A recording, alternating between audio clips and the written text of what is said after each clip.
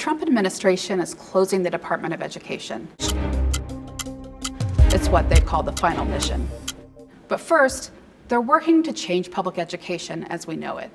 Education freedom. Patriotic education. A biblical and Christian worldview. We're at the moment that conservative activists have been waiting for decades. The administration is encouraging an exodus from public schools. It's cut grants to school districts, and it's also rolled back civil rights protections. In the absence of strong public school districts, public school advocates wonder, what will our democracy look like? I've been an education reporter for a long time and have covered schools, private, public, charter, in many states. Even public school activists acknowledge that public schools can improve and that there are deficits and there are faults. But this is the first time that I've seen people in power who have such a negative view of public schooling as a concept. Many have the belief that the government shouldn't be involved in delivering education at all. We have failed our children in this country. Let's change. Let's turn it upside down.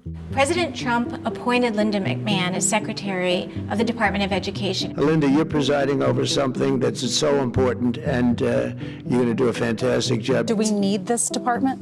No. The department enforces civil rights laws, and it also hands out money to school districts that have a high proportion of low-income students. We're ranked at the bottom of the list in education. I want the states to run schools, and I want Linda to put herself out of a job.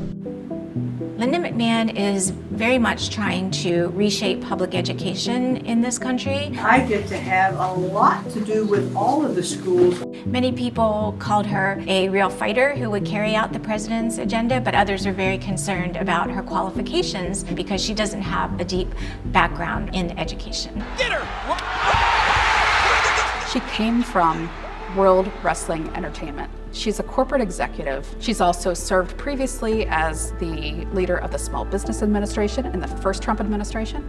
As an entrepreneur myself, I have long known the challenges and rewards of building a business. She and her estranged husband, Vince McMahon, they go back quite a while with President Donald Trump. The battle of the billionaires is on for WrestleMania. Donald Trump cannot get out of this deal.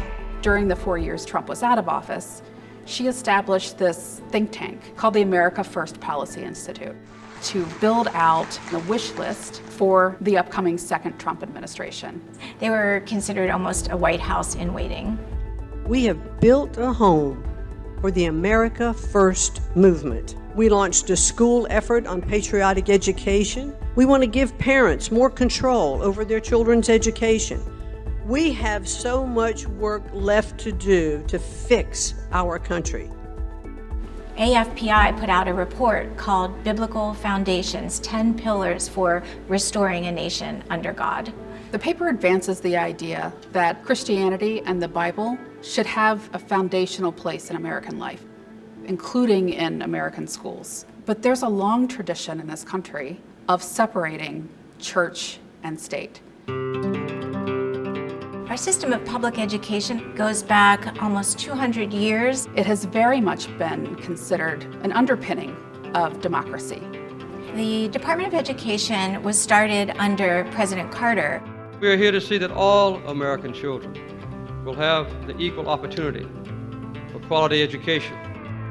It was created to make sure that civil rights laws were being enforced. Public schools, by law, have to educate all students, regardless of race, gender, disability. Private schools do not operate under the same rules. The AFPI report argues that there's a biblical basis for education to be the sole responsibility of parents. This is a very great departure from the idea that we as a society have a collective responsibility to educate all children. So this paper comes out, and then Linda McMahon becomes the leader of the U.S. Department of Education. And we're now seeing some of those beliefs that were expressed come to play. The Trump administration's goal is clear. Take the bureaucracy out of education, expand school choice. The federal government has not historically been involved in curriculum. What we're seeing right now is a desire to sort of step into that space. The president believes American education should focus on cultivating patriotic citizens who are ready for the workforce. In order to form a more perfect union. The administration wants to present a more uplifting view of some of our darkest chapters. Children will be taught to love America. Children will be taught to be patriots. Children will be taught civic values for schools that want federal taxpayer funding. The COVID pandemic was really an important moment in the development of what's happening now. America faces a lost generation of students who were negatively impacted by decisions made during the pandemic. We saw a lot of anger. You cannot censor my freedom of speech. Over school closures and masking. We're coming for the woke agenda. We're coming for the spending. So we saw the creation of parents' rights groups who wanted more of a say in what was being taught in schools. Linda McMahon has brought in about 20 advisors from outside groups to help her not only shut down the Department of Education, but to radically reform public education. At Linda McMahon's confirmation hearing, we noticed there were activists in the front row. Nicole Neely, the founder of Defending Education. The country's equity experiment has been an unequivocal failure, and it's time to move on. Erica Donalds, who is with AFPI. Breaking the education cartel and giving parents education freedom means something to parents and students. Tiffany Justice, one of the co-founders of Moms for Liberty. Our children are being indoctrinated in school. We've seen kids taught to hate our country, to question religion. While not an official part of government, they do have a lot of influence. I don't even know that we anticipated it would go as fast as it has. I mean, less than a week after Linda McMahon was confirmed, half of the department was gone. Linda McMahon also has top-level policy officials at the department, people who strongly support the movement of children from public to private schooling. We want the most students possible participating in private school choice options. People who strongly support biblical principles being closely enmeshed in public school curriculum. The most important thing we need to educate our children about is God. Chief among these folks was Lindsay Burke. I direct the Center for Education Policy at the Heritage Foundation. She's lead author on the Chapter on Education and Project 2025, the conservative blueprint for the Trump administration. She now is a deputy chief of staff. Lindsay Burke's chief priority is to further school choice, including private schools, religious schools, and homeschooling. Instead of funding school systems, we should fund children and move toward policies where dollars follow the child. Lindsay Burke imagines the education landscape as a marketplace. When we think of school choice, sometimes we think of choosing a charter school or a private school over your local public school. And what she advances is this idea that every child should be allotted a certain amount of tax dollars. If a school voucher is similar to a coupon to pay tuition at a single private school of choice, an education savings account is like an Amazon gift card. And with that money, families shop for the type of education that they want for their children. Piano lessons here, math tutoring here. You can pay private school tuition, but you can also pay a private tutor. You can buy textbooks, curricula, you can pay for online courses. 80% of children attend a public school now, and she'd like to see that dramatically decline. I'm optimistic that, 5 years from now, a majority of kids are going to be in a private school choice program. My name is Meg Kilgannon. I'm a wife and a mother of 4. Meg Kilgannon is another high-level advisor that Linda McMahon has brought in as Director of Strategic Partnerships. Children are facing many dangers in public schools today.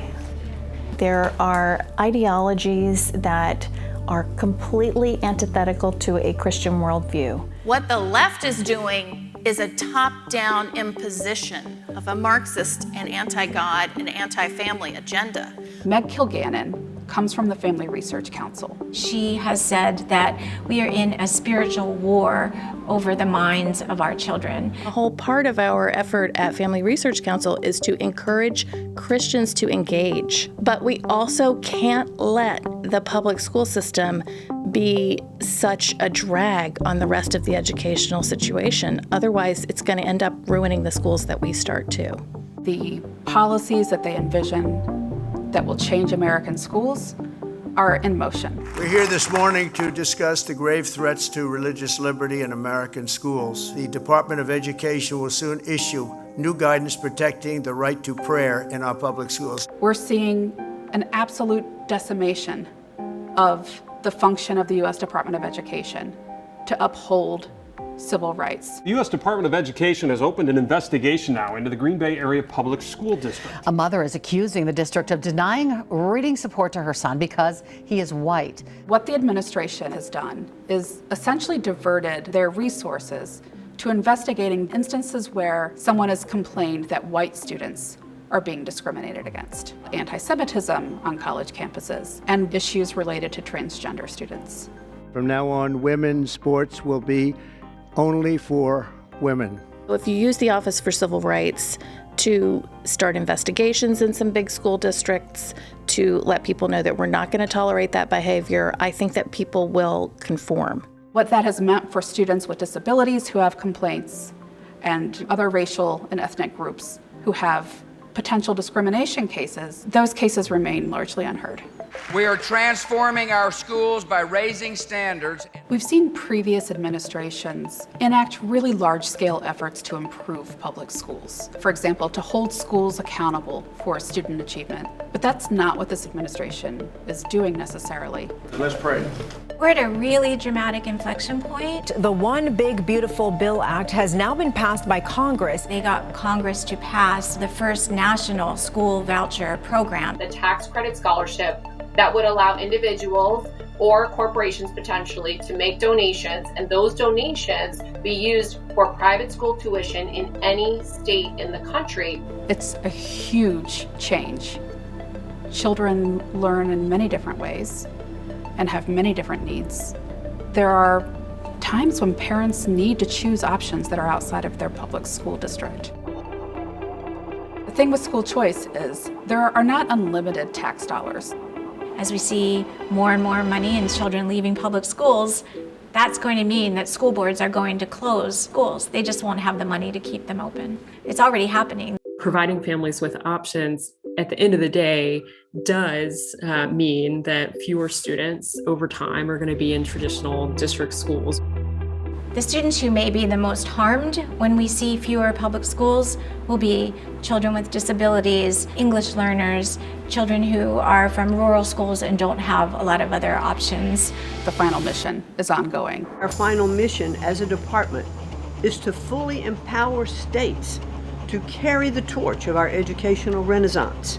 America's next generation will look back on the work we've carried out, thankful for an education system that prioritizes students over bureaucracy. We reached out to the Department of Education and sent them detailed questions. They chose not to respond to us. But we were able to speak to some of the advisors. Nicole Neely told us they're continuing to work to enforce parents' rights and to break what she called the stranglehold of America's public education system. I asked Tiffany Justice what percentage of children she thinks should be in the public schools, and she told me, I hope to get to 0. For the next year, we're going to be reporting on how the federal education policy changes actually play out in school districts across the country. If you want to reach out to us, please contact ProPublica.org/education.